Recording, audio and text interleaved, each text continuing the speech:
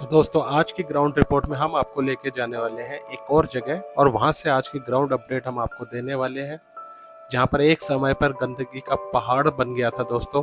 वहां आज आप देखेंगे तो आपकी आंखें चकित रह जाएंगी, आप हैरान हो जाएंगे। जी हाँ दोस्तों, हम बात कर रहे हैं बारामूला, जो एक समय पर यहाँ पर मद्रासी कैंप की पूरी कॉलोनी बसा करती थी, जिसको बुलडोजर से पूरा ध्वस्त किया गया था, जो कि एक अवैध कॉलोनी थी। उसके बाद शुरू हुआ सफाई अभियान और ग्राउंड पूरा आज अगर आप देखेंगे तो पूरा चकाचक क्लीन हो गया। हाँ, बरसात के कारण थोड़ा पानी वानी हल्का फुल्का है, लेकिन आज की ग्राउंड स्थिति में आप देखेंगे सेंटर में ये तैरने वाली मशीन वर्क कर रही है और पूरी ग्राउंड क्लियर हो गया है। तो इसके बारे में भी बात करेंगे और आपको पूरा बताएंगे कि यहाँ पर आने वाले दिनों में क्या डेवलपमेंट करना बेहतरीन रहेगा। आप भी अपने हमें सुझाव दें। तो आइए शुरू करते हैं। तो दोस्तों एक टाइम था जब यहाँ पर आप सिवाय मिट्टी के पहाड़ के कुछ नहीं देख सकते थे, क्योंकि ये सारी गंदगी निकाली गई थी नालों से।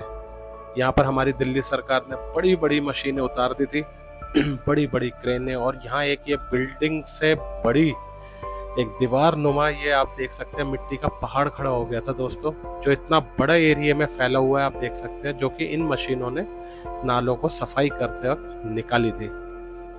और इनसे जो पहाड़ बन गया था, ये भी एक खास करके बहुत बड़ी चुनौती हो गई थी कि इसको कैसे हटाया जाएगा। चले नालियाँ तो साफ कर लिए, नालों की गंदगी बाहर निकाल दी, लेकिन अब ये जो गंदगी बाहर निकली इसको कैसे साफ करें। इतना सारा था ये बिल्डिंग, जैसे कि 2-2.5 मंजिल की बिल्डिंग के बराबर। लेकिन दोस्तों आज की डेट में, अभी हम आगे आपको वीडियो दिखाएंगे आज के ताज़ा हालात, और आप देखेंगे आज की डेट में पूरा साफ हो चुका है।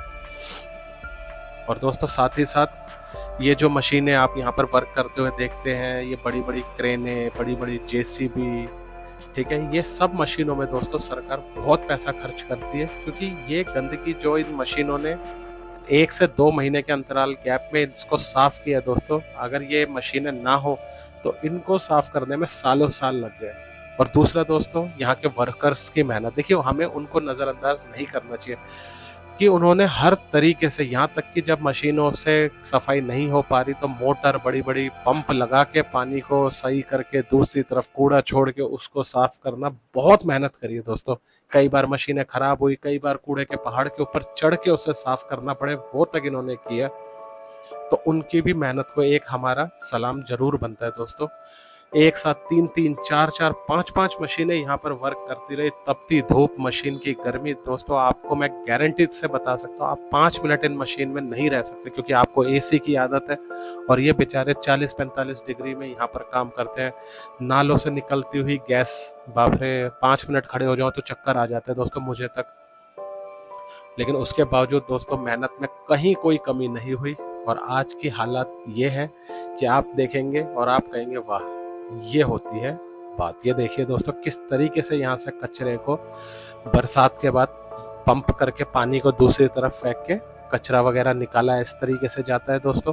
क्योंकि और जैसा मैं आपको बता रहा हूँ, आप यहाँ 5 मिनट खड़े नहीं हो सकते, इसकी स्मेल ऐसी है कि मैं आपको बता नहीं सकता दोस्तों। मैं खुद जूम करके दूर से थोड़ा वीडियो बना रहा हूँ तो ये काम बिल्कुल आसान नहीं होता। कई बार चुनौतियां आती है, मशीनें खराब होती है और इन मशीनों का वजन हिलाना ही बहुत बड़ी बात है।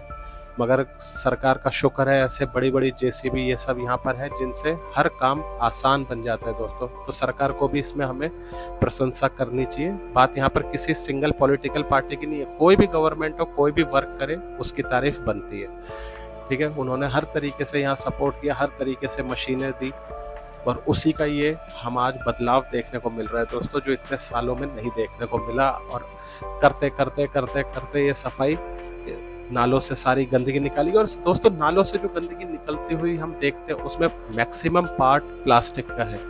आज भी लोग नहीं समझ पा रहे प्लास्टिक से क्या हाल हो जाते हैं। लेकिन फिर भी दोस्तों आज की ग्राउंड स्थिति ये है कि यहाँ पर आप आओगे, आप देखोगे तो आप भी हैरान हो जाओगे कि यार ऐसी काया पलट हो सकती है क्या, ऐसा फील आता है दोस्तों देख के। आज हम यहाँ पर डेवलपमेंट की बात कर रहे हैं, जहाँ एक समय पर कदम रखना मुश्किल था, एक समय पर यहाँ सांस लेना मुश्किल था, जिंदगी जीनी मुश्किल थी।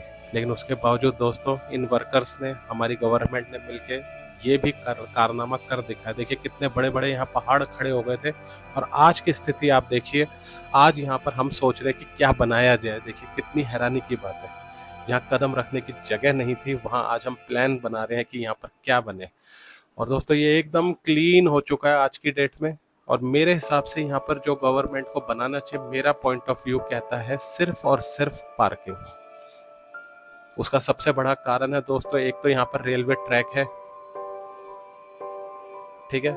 दूसरा, पास में नाला आप देख ही रहे। देखिए दोस्तों, आज की डेट में ये वाली मशीन यहाँ पर वर्क कर रही है, DUC। ये क्या कर रही है, सेंटर से कचरे को निकाल के किनारे पर कर रही है, ताकि जो हमारी बड़ी वाली मशीनें होती है, बड़ी वाली JCB, उनके लिए काम आसान हो जाए।